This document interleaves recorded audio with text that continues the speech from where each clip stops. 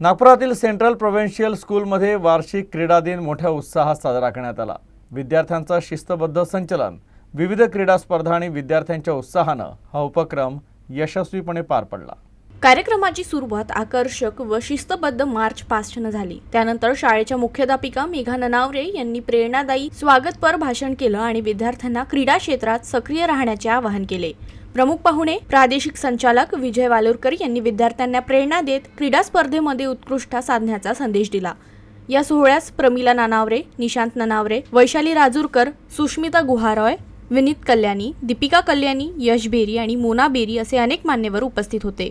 विद्यार्थ्यांनी विविध क्रीडा स्पर्धांमध्ये उत्साहाने सहभाग घेतला। स्प्रिंट, रिले रेस, लांब उडी, शॉर्ट पुट तसेच सॅक रेस आणि टग ऑफ वॉर सारख्या स्पर्धांमुळे वातावरण उत्साहाने भरून गेले होते। प्रत्येक स्पर्धकानं सामने जिंकण्यासाठी क्रीडाभाव कायम ठेवत दमदार कामगिरी केली। शिक्षकांनी कार्यक्रमादरम्यान उत्कृष्ट समन्वय साधत सर्व स्पर्धा सुरळीत पार पाडल्या। पालकांनीही विशेष कार्यक्रमांमध्ये भाग घेऊन स्पर्धेत अधिक रंगत आणली। स्पर्धेत हाऊस ऑफ युनिटी म्हणजेच ब्लू हाऊसने एकूण विजेतेपद मिळवले। समारोप समारंभात उत्कृष्ट कामगिरी करणाऱ्या विद्यार्थ्यांना पदकं आणि प्रमाणपत्र देऊन गौरवण्यात आले। मुख्याध्यापिकांनी विद्यार्थ्यांच्या क्रीडावृत्तीचे कौतुक केले आणि निरोगी जीवनासाठी नियमित शारीरिक क्रियाकलापांचे महत्त्व अधोरेखित केले। राष्ट्रगीत आणि आभार प्रदर्शनानं कार्यक्रमाचा समारोप झाला।